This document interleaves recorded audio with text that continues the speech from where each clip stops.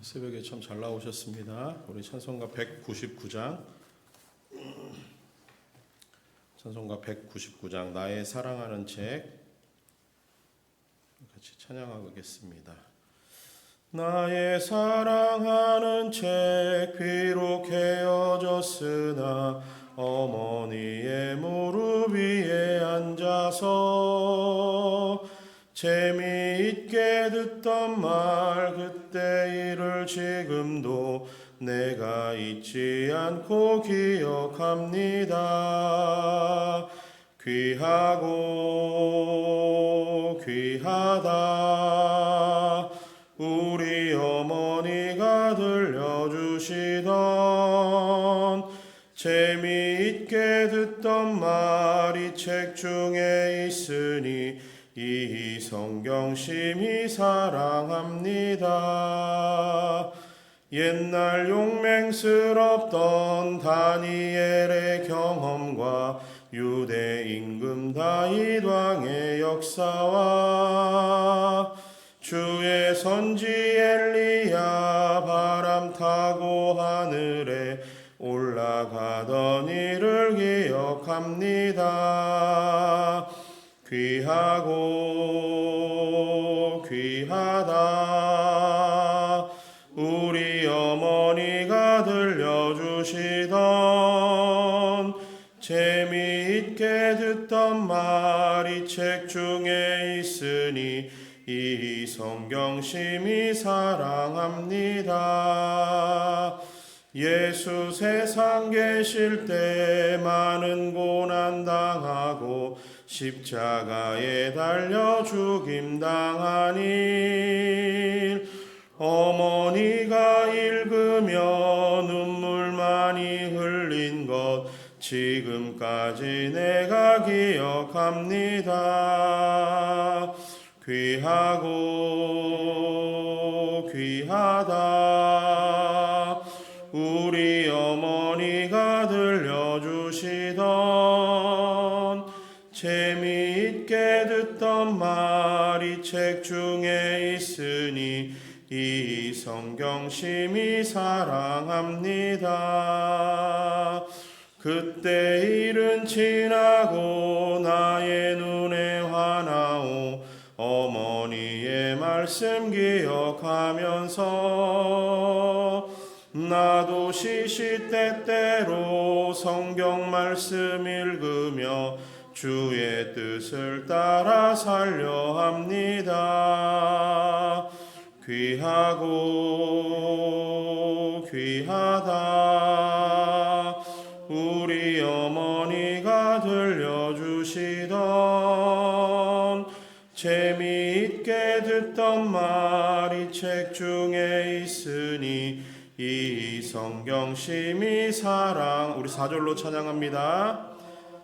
그때 일은 지나고 나의 눈에 환하오 어머니의 말씀 기억하면서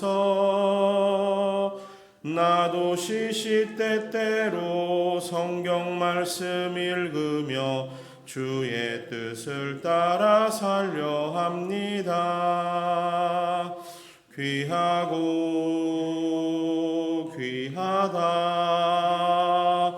우리 어머니가 들려주시던 재미있게 듣던 말이 책 중에 있으니 이 성경 심히 사랑합니다. 아멘. 우리 시간 같이 기도하실 때 마태복음 5장 7절 말씀에 긍휼히 여기는 자는 복이 있나니 그들이 긍휼히 여김을 받을 것이며 라는 주님의 말씀이 있습니다. 오늘 우리 시간 기도할 때 이 긍휼에 대해서 우리가 같이 생각하면서 기도하기를 원합니다. 연약한 자들을 위해서 긍휼이 필요한 자들을 위해서 하나님은 긍휼을 베푸실 자들에게 긍휼을 베푸시는 능력의 하나님 살아있는 하나님이신 줄 믿습니다. 그 하나님의 긍휼하심에 기대어 우리에게도 긍휼을 베푸셨듯이 우리 또한 우리 주변의 사람들에게 연약한 자들에게 긍휼을 베푸는 그런 믿음의 사람들, 믿음의 가정들 되기를 위해서 같이 마음 모아서 기도하도록 하겠습니다. 살아계신 하나님 참 고맙습니다. 하나님의 긍휼하심이 하나님 우리 우리를 향해서 무한함으로 쏟아지는 것을 기대하며 또한 기억하고 또 그렇게 일어나고 있는 일들을 감사하며 주님 앞에 하나님의 긍휼을 기대어 오늘도 감사한 마음으로 예배합니다. 아버지 하나님, 하나님의 긍휼을 받은 자답게 이 땅을 살아가며 하나님의 긍휼을 이 땅 가운데 펼칠 수 있는 이 믿음의 사람들의 삶들이 될 수 있도록 은혜를 베풀어 주시옵소서. 아버지 하나님, 감히 하나님의 긍휼을 이야기하며 우리를 여전히 불쌍히 여기시고 우리를 향하신 하나님의 무한하신 그 자비 앞에 오늘도 감사한 마음으로 서게 하여 주시기를 소망합니다. 아버지 하나님, 긍휼이 사라져가는 이 시대를 살아갑니다. 아버지 하나님, 누군가를 바라보며 아버지 죄악을 용서하지 못하는 복수의 마음들, 아버지 하나님, 그 누군가를 불쌍히 여기지 못하는 우리 소리 마음들 아버지 하나님 사라지게 하여 주시고 아버지 하나님, 무엇보다 하나님이 아름다우신 긍휼을 우리가 기대어 살아가며 하나님과 그 긍휼을 통해서 많은 사람들에게 하나님의 살아계심을 보이는 그 성도들의 삶들이 될 수 있도록 인도하여 주시옵소서. 하나님의 말씀이 우리를 향하신 그 말씀들을 받을 때마다 하나님 우리 모든 마음의 문이 열리게 하여 주시고 늘 하나님을 기쁨으로 섬기며 살아가게 하여 주시고 아버지 하나님, 긍휼히 여기는 자에게 주시는 그 아름다운 복들을 누리시며 살아갈 수 있도록 하나님 은혜를 베풀어 주시옵소서. 아버지 하나님, 이 땅을 살아가면서 하나님을 향하신 우리 모든 마음들이 늘 하나님을 모아지게 하여 주시고 아버지 늘 예수 그리스도를 닮아가는 하나님 품의 사람들로 자라가게 하여 주시고 하나님을 기대하며 하나님을 늘 소망하며 하나님이 주시는 그 아름다움들을 체험할 수 있는 하나님 귀한 믿음의 성도들이 거듭날 수 있도록 인도하여 주시옵소서. 하나님, 특별히 우리 가정들이 아버지 주께서 기뻐하시는 그 일들을 걸어갈 수 있도록 인도하여 주시옵소서.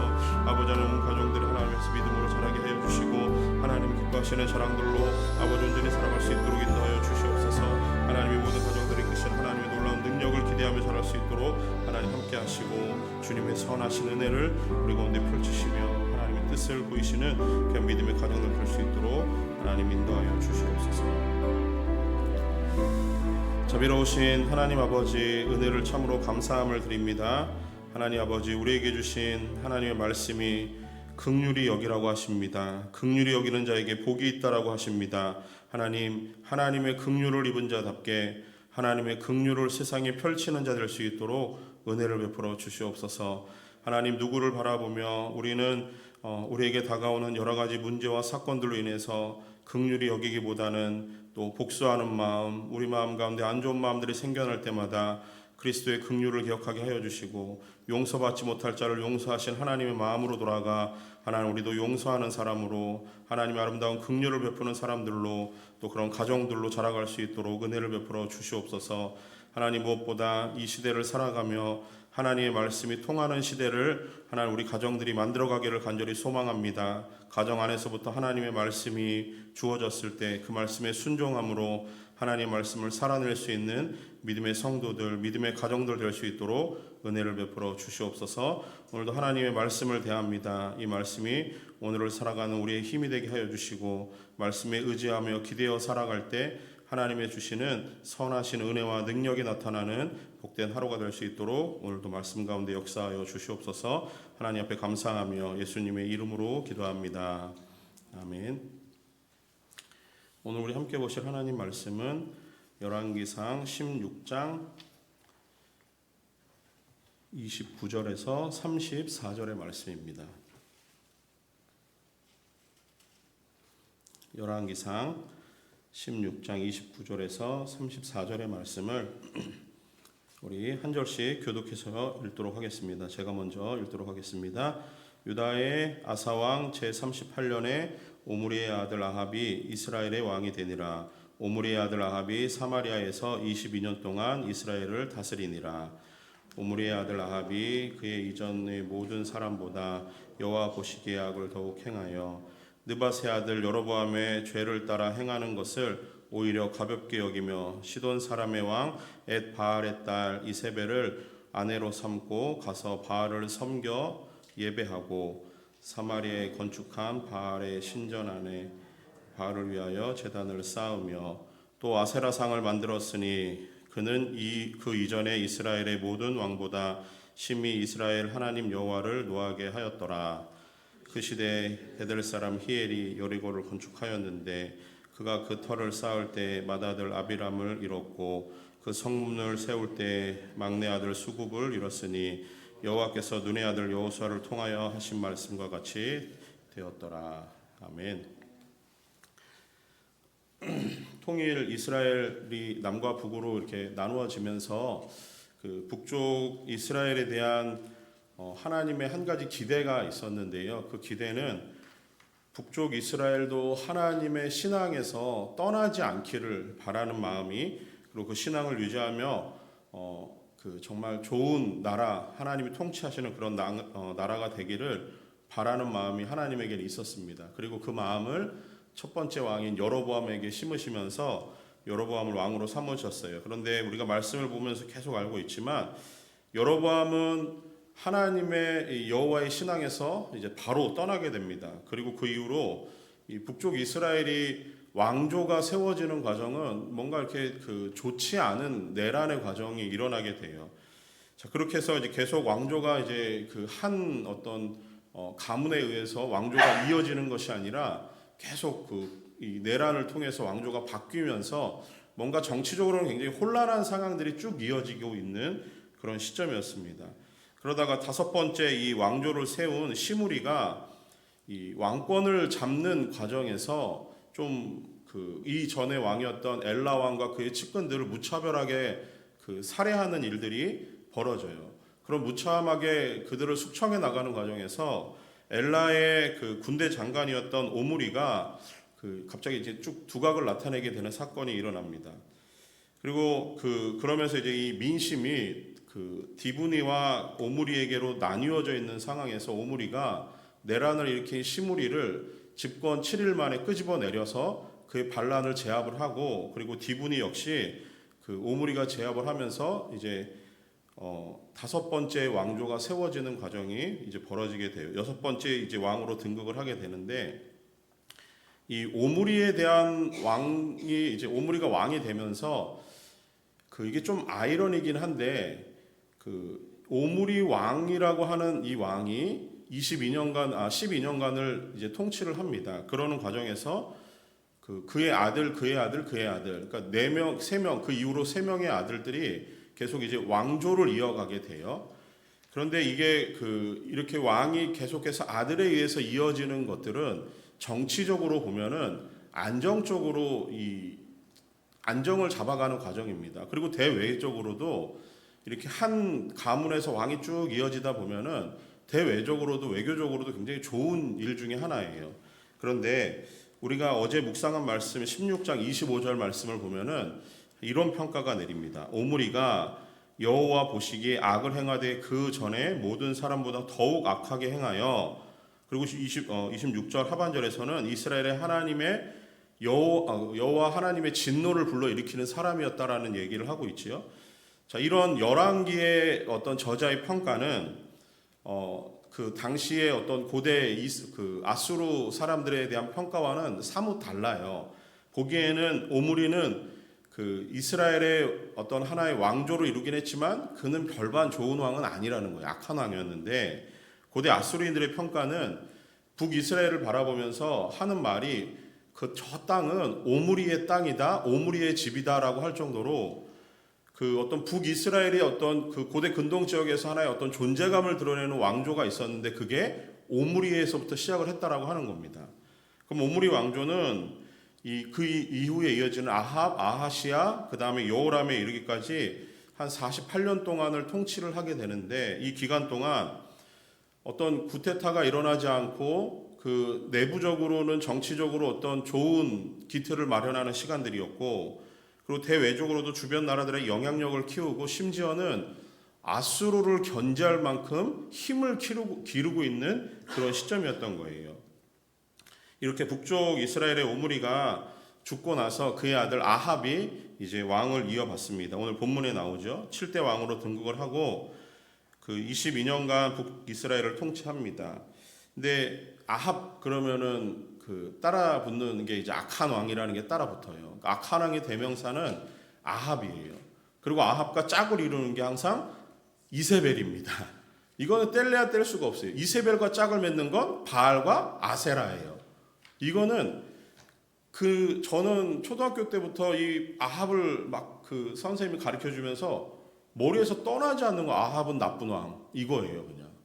그리고 아합이 나쁜 이유 중에 하나는, 뒤에서 다루겠지만, 이세벨, 그 잘못 결혼한 것 같아요.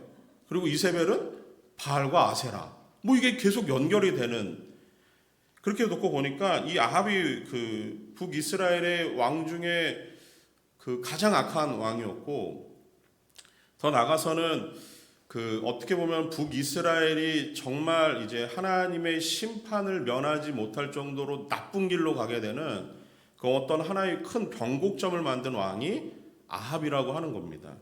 그렇게 놓고 보니까 이 아합 왕에 대한 기사가 이제 오늘 우리가 읽은 16장 29절에서부터 22장 40절 거의 한 7장 정도를 할애해서 아합 왕의 기사를 쭉 얘기해요. 그러니까 뭔가 할 말이 굉장히 많은 거예요. 그래서 열왕기상에서 아합 왕에 대한 기사를 많이 얘기하는 것은 아합 왕에 대해서 할 말도 많지만 그에 대한 이 말씀이 기록되어 있는 독자들에게 아합 왕에 대한 전철을 밟지 말자라고 하는 강한 의도가 담겨져 있다라고 하는 겁니다. 근데 이 아합 왕의 기사들은 하나같이 하나님의 신앙을 떠나고 하나님을 버린, 그러면서 바알 신앙을 추구하는, 더 나아가서는 바알 신앙을 그들의 국교로 삼아서 그 어떤 정치를 펼쳤던 완전히 몰락한 왕의 모습을 보여주고 있습니다. 오늘 본문 30절 말씀해 보시면은 아까 오므리도 그 이전의 왕들보다 더욱 악하여라고 표현을 했는데 30절에서 오므리의 아들 아합이 그의 이전의 모든 사람보다 여호와 보시기에 악을 더욱 행하였대요. 33절 하반절에서는 그는 그 이전에 이스라엘의 모든 왕보다 심히 이스라엘 하나님 여호와를 노하시게 하였다라고 말씀을 합니다. 그러니까 열왕기 저자의 평가는 오므리와 아합 이 둘이 별반 다르지 않지만 더 나쁜 놈은 누구냐? 이렇게 하면은 아합 쪽으로 이제 이렇게 딱 부등호가 성립이 된다라고 하는 거예요. 그 정도로 아합 시대는 하나님의 신앙에서 완전히 떠나 있는 듯한 그런 모습을 보여주게 한다는 겁니다. 자, 그런데 왜 아합이 정확히 어떤 사건이 있었고 이유가 있어서 아합이 그 하나님의 신앙을 버리고 떠났는지는 잘은 몰라요. 그런데 그가 하나님의 분노를 일으킬 만한 오늘 본문에서의 세 가지의 이유가 있습니다. 자, 그것을 우리가 33절에 먼저 조금 보시면은 하나님을 노하시게 하였다라고 하는 이 부분이 아합 시대에서 갑자기 벌어진 일은 아니라는 거예요. 아까도 말씀을 나눴지만 그 이전에 이스라엘의 모든 왕들보다 심했다라고 하는 이 표현 속에 보니까 하나님의 진노가 차곡차곡 쌓여가고 있는 상황이었는데 아합을 만나면서 이것이 이제 폭발하기일보 직전까지 하나님의 진노가 쌓였다라는 것을 이런 식으로 표현을 하고 있는 겁니다. 그러니까 아합 왕은 하나님의 진노를 쌓고 있는 중에 가장 최악의 진노를 쌓고 있는 왕이었다라고 하는 거예요. 그가 이렇게 하나님의 진노를 쌓았던 세 가지의 극악적인 행동이 나옵니다. 첫 번째는 31절에 보시면은 느밧의 아들 여로보암의 죄를 따라 행하는 것을 오히려 가볍게 여긴 그의 행동이 있었어요. 북이스라엘의 왕들을 평가하는 하나의 평가의 기준이 여로보암의 죄예요. 여로보암의 길로 행하였느냐 행하지 않았느냐 뭐 이런 거거든요. 근데 아합 이전까지는 여로보암의 죄가 가장 컸던 죄예요. 그렇게 놓고 보면은 아합 시대가 오면서 그 죄는 오히려 가볍게 여길 정도로 아합은 타락했다라고 하는 겁니다. 두 번째로 아합이 하나님의 진노를 불러일으키는 그 이유는 31절 하반절에 시돈 사람의 왕 엣바알의 딸 이세벨을 아내로 삼고 바알을 숭배한 죄입니다. 아합은 바알 신앙의 어떤 그 완전히 헌신되어져 있는 시돈 왕 그리고 그의 공주인 이세벨과의 정략적인 결혼을 벌여요. 그래서 이세벨은 완전히 바알 신앙을 추종하다 하는 사람이었고 더 나아가서는 그는 열렬한 바알 추종자예요. 그런데 그녀와 이제 결혼했다라고 하는 것은 이 이세벨로 인해서 바알과 아세라 이 신앙이 북이스라엘을 완전히 이제 지배하고 만연하게 되는 일들을 벌이게 되는 겁니다. 그리고 더 나아가서 이 정략 결혼이라는 것 자체가 이게 하나님에 대한 신앙에서 떠나려고 하는 인간의 마음이 보여지는 부분이 있어요. 그러니까 이세벨과의 정략적인 결혼은 우상을 끄집어 들이는, 그래서 이 북이스라엘을 우상에 완전히 만연시키는 그런 하나의 사건이었고, 정략 결혼이라는 것 자체가 하나님의 신앙에서 떠나겠다라고 하는 그 어떤 이유가 있다라고 하는 거예요. 그러니 하나님을 의지하지 않으니 멸망의 길로 가는 것은 당연하다라고 하는 겁니다. 이게 하나님의 진노를 불러일으킨 두 번째고요. 세 번째는 31절 마지막 부분에 바알을 섬겨 예배하고 33절에서는 아세라를 만든 부분이 있어요. 그렇게 놓고 보니까 이 32절에도 보면은 이 아합이 사마리아를 바알을 위한 신전과 제단을 쌓은 곳이라고 기록을 하고 있습니다. 마치 북이스라엘의 우상의 그 어떤 본거지가 되는 곳이 사마리아였다라고 하는 거예요. 그런데 이게 솔로몬은 자기의 치세 초반에 성전을 지으면서 이 통일 왕국의 어떤 수도로 예루살렘을 삼았던 것과 이 비슷한 맥락에서 아합은 사마리아를 자신이 추종하는 그 바알과 아세라를 위한 신전을 만드는 그곳으로 삼았다라고 하는 거죠.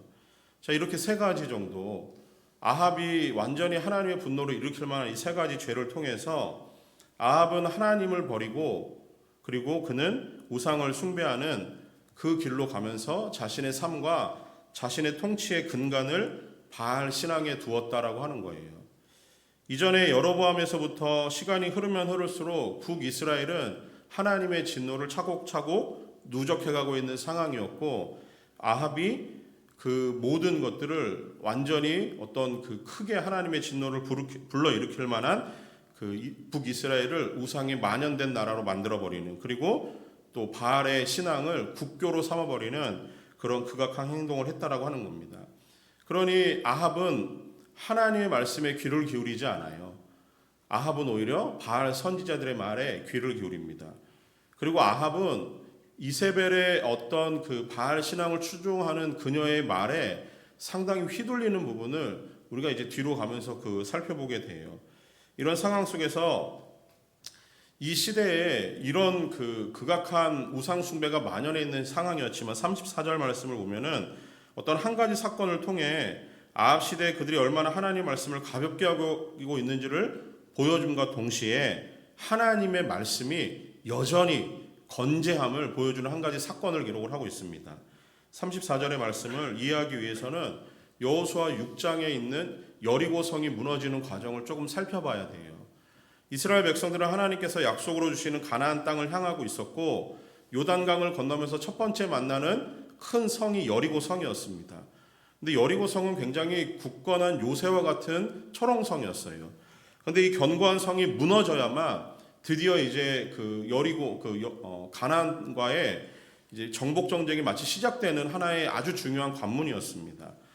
근데 하나님은 이스라엘 백성들에게 약속으로 주시겠다라고 하는 땅을 정복해야 되는 과정인데 이걸 넘어서야 되는 과정이 있었던 거예요.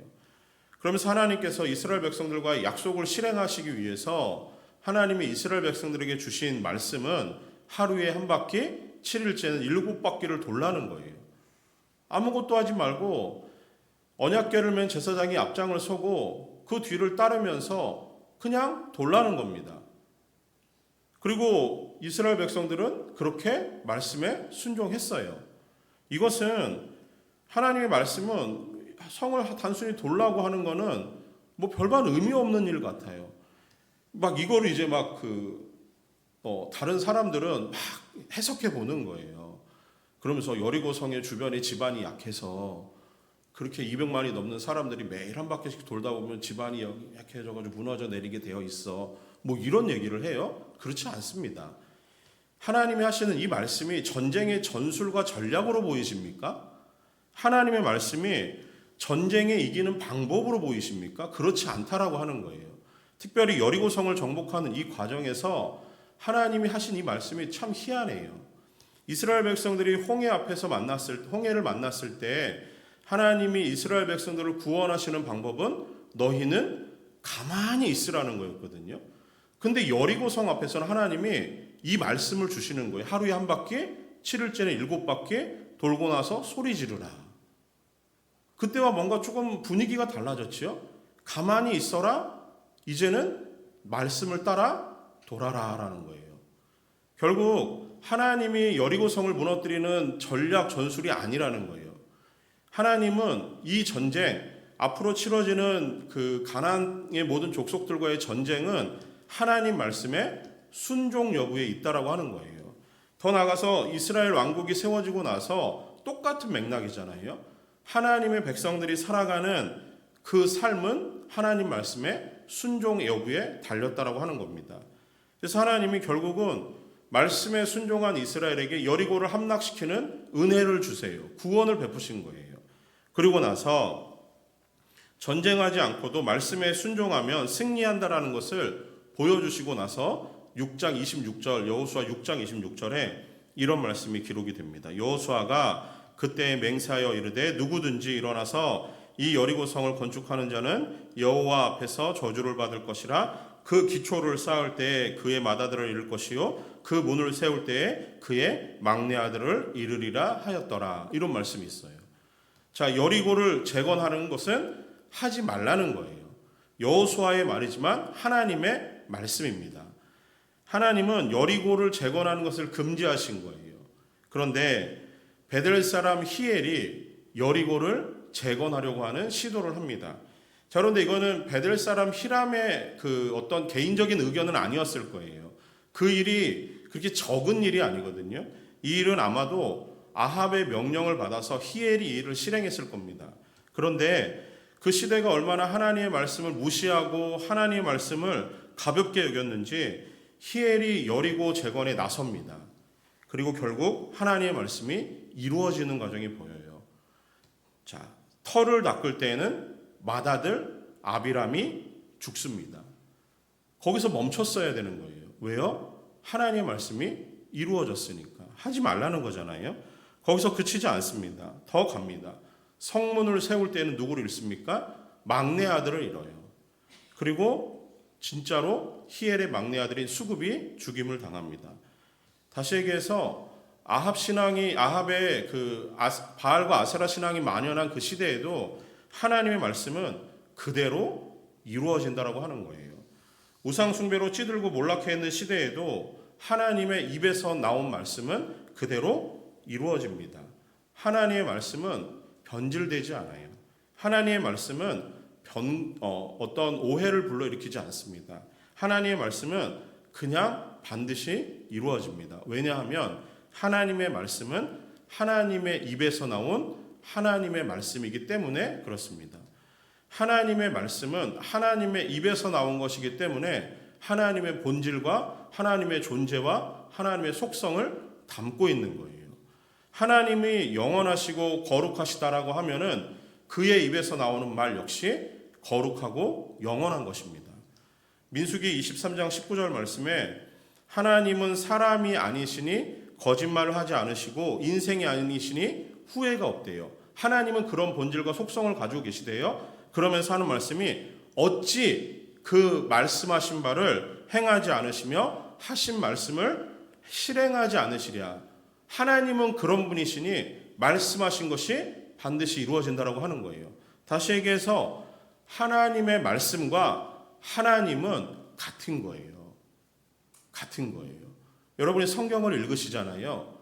성경을 읽으실 때 여러분은 하나님을 만나는 거예요. 그래서 개혁신앙에서 중요한 하나의 그 핵심이 뭐냐면은 하나님의 말씀을 어떻게 대하느냐의 태도가 달라졌다라고 하는 겁니다. 시대가 변하고 세상은 달라져도 하나님의 말씀은 영원합니다. 그것은 진리이고 진리는 변하지 않습니다. 세상의 문화에 하나님의 말씀은 적응하는 게 아니에요. 반대로 하나님의 말씀으로 세상의 문화를 바라봐야 되는 겁니다. 시대가 달라져도 하나님의 말씀은 우리의 삶에 적용되어지는 부분이 있어요. 물론 하나님의 말씀을 적용하는 우리의 삶은 달라져요. 문화를 바라보면서 하나님의 말씀을 적용하는 방법은 달라집니다. 그러나 하나님의 말씀이 달라지진 않아요. 하나님의 말씀은 하나님의 입에서 나온 말씀이기 때문에 그 말씀은 여전히 똑같습니다. 하나님은 하나님이시기 때문에 어제나 오늘이나 내일이 다르지 않으세요. 바라기는 오늘 읽은 이 본문의 말씀이 이 시대에 이 사람들에게 주어져 있는 아합 시대의 일로만 여기지 마세요. 하나님의 말씀은 지금 오늘을 사는 우리에게 주시는 하나님의 말씀인 줄 믿습니다.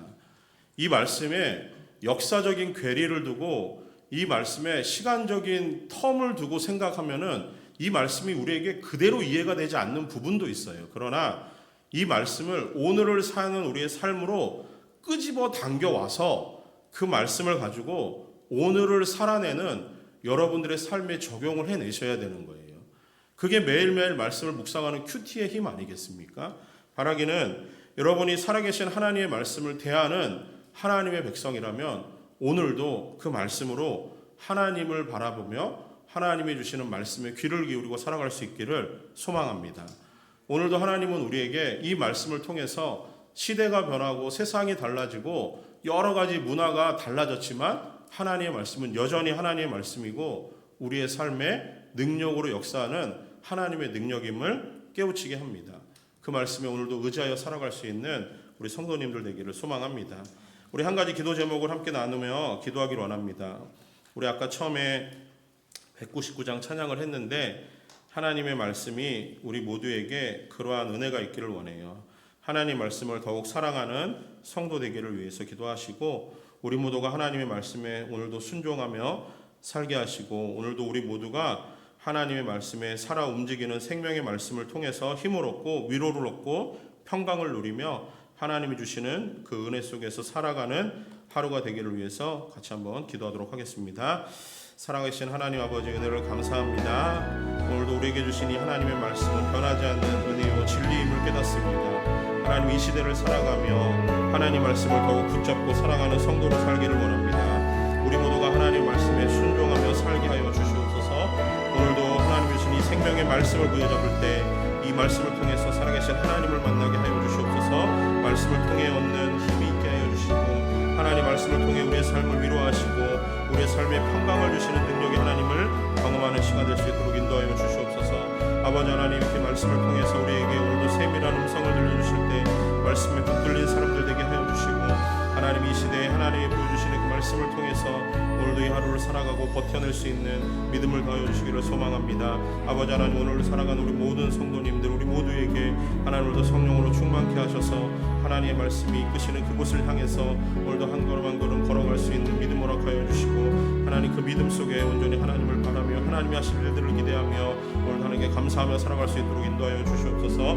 하나님의 말씀이 주어졌을 때 하나님 그 말씀 우리 삶에 적용할 수 있는 아버지 명민한 지혜와 은혜를 더하시기를 소망합니다.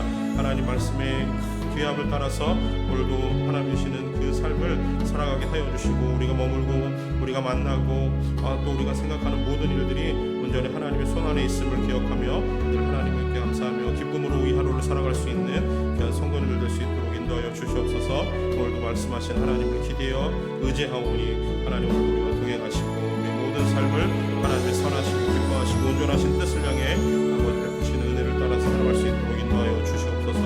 하나님 기대하며 하나님 이 하루 온전히 주 앞에 올려드립니다. 주님 우리와 함께하여 주시옵소서.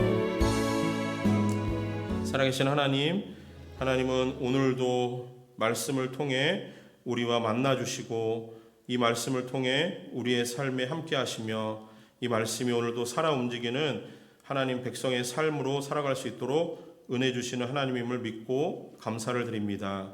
하나님 오늘도 말씀에 기대어 살아가는 우리 모두에게 오늘도 성령으로 충만케 하시고 이 하루를 살아가며 하나님이 주시는 말씀의 은혜 속에서 이 하루를 버티며 지나갈 수 있도록 하나님 우리와 동행하여 주시옵소서. 하나님 세상에 여러 가지 소리가 들리고 우리의 마음을 움직이는 일들이 있지만 하나님 우리는 굳건히 주의 말씀 위에 서게 하여 주시고 하나님 때로는 우리의 부족함과 연약함이 드러나는 그 시간에도 성령께서 우리와 함께하여 주셔서 그 모든 것들을 온전하고 기뻐하시고 선하신 뜻으로 이끄시는 하나님의 은혜를 맛볼 수 있도록 주님 오늘도 우리를 붙드시고 함께하여 주시옵소서. 말씀을 통해 위로를 얻게 하여 주시고 말씀을 통해 주님이 주시는 평강을 누리는 복된 하루 되게 하나님 함께하여 주시옵소서. 이 하루를 온전히 주 앞에 맡기오며 감사하며 예수님의 이름으로 기도합니다.